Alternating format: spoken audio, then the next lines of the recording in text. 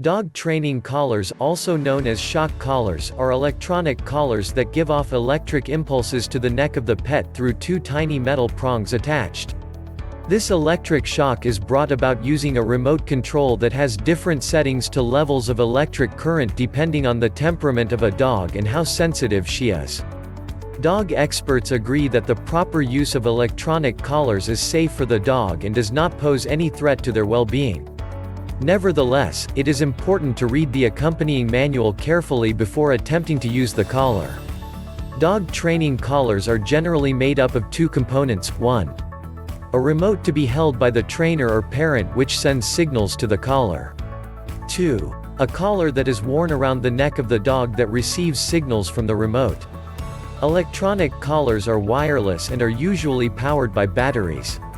Its primary function is to deter the dog from carrying out undesirable actions like eating furniture or garbage. It is also used to offer positive punishment when your dog is doing something negative at a distance and can't hear or see you. How do you use a training collar on a dog? Use a proper collar size. If you want to achieve solid contact between the training collar and the neck of the dog, the proper collar size should be chosen. Most dogs fall into the category that fits into the 3/4 and the 5/8 sizes. It is important to make sure that the collar is fit snugly on the dog's neck without choking the dog or giving her any form of discomfort. Tight collars can cause pressure necrosis, also known as collar sores, if the collar is too tight. 2 fingers should be able to be slid between the neck and the collar while maintaining contact between the prongs and the skin of the dog. It is also advisable to groom the pet before putting on the collar. Brushing aside hair from the dog's neck will help you establish better contact between the e-collar and the dog's neck. If it is desirable to you, the hairs on the neck can be trimmed down before the collar is worn to establish better contact without wearing the collar too tight. Conditioning the collar. The first action to take before using a shock is to read the instructions that accompanied the collar. This will educate you on the details of how the collar works and all the precautions to be taken if it is to be used properly. Then fix the batteries on the e-collar and the remote control and ensure that they are in good working condition before fixing it on the dog. Test the dog collar on your fingers before attaching them to the dog's neck. It is advised to leave the collar on the dog's neck for at least a week prior to applying the first stimulation.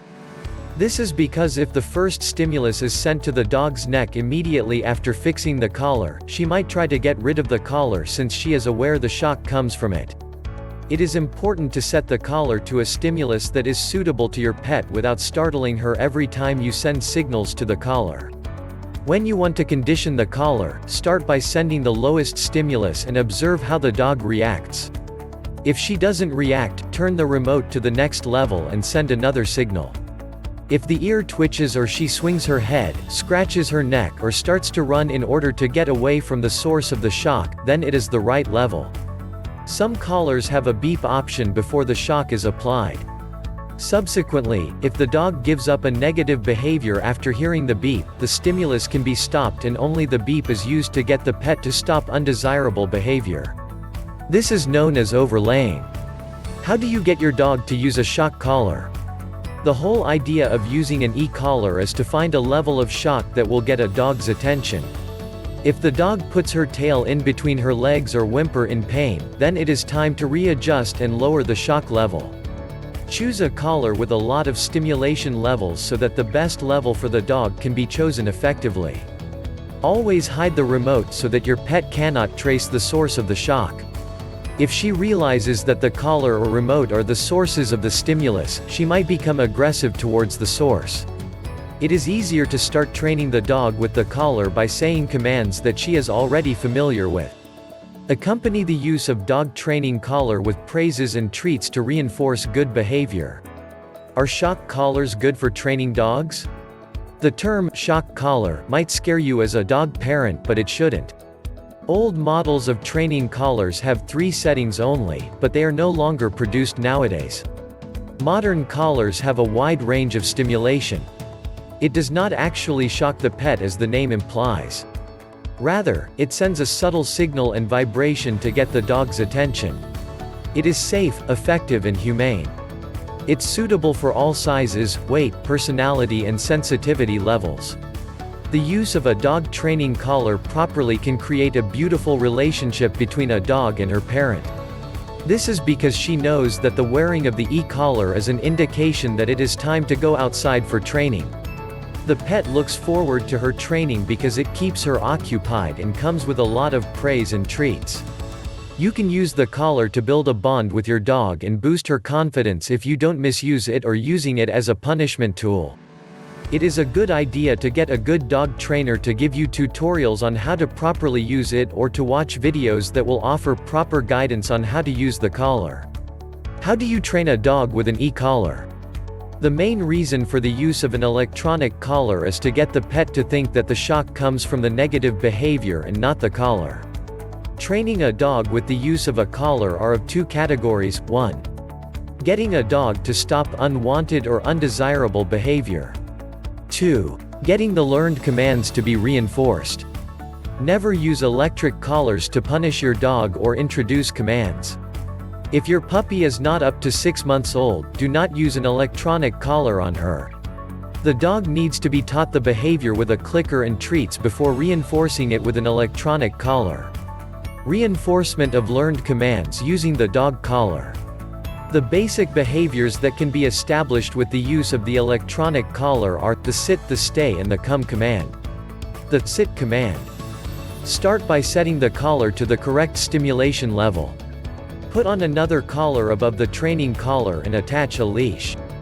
Make sure that the second leash is not metallic to avoid the unwanted transmission of currents and probably hurt your dog. It should not press the metal prongs from the training collar down on the dog's neck. Hold the remote and leash together and use the other hand to show the behavior while saying the command. Apply stimulation until the dog sits. Then stop pressing the button, praise and treat. After some minutes of play and unwinding, repeat the whole process again. The stay command. Get the dog to the point that you want her to stay or lie on. Say the stay or lie down or bed command and start pressing the stimulus button. Once she lies down, stop pressing the button and start to walk away. If she stands up and begins to go away, press the remote again and say the command while walking back to the spot. If she lies down again, stop applying the stimulation and treat or praise or both. The come command. This training is very important if the dog visits a dog park often or goes off leash a lot. This can help in calling the dog back to you without yelling so much. Start by holding the leash and the remote together. Once the dog begins to walk away, say the command or call her name. Start pressing the stimulus button while gently pulling the leash in your direction. Once the dog starts to walk towards your direction, stop the stimulation and treat or praise. Did you find this video helpful? Let us know in the comment section below. Subscribe to our channel and turn the notification on, so that you will know when we post a new video. Do not forget to visit our site, www.zimdogtraining.com for more dog training content like this. Thank you.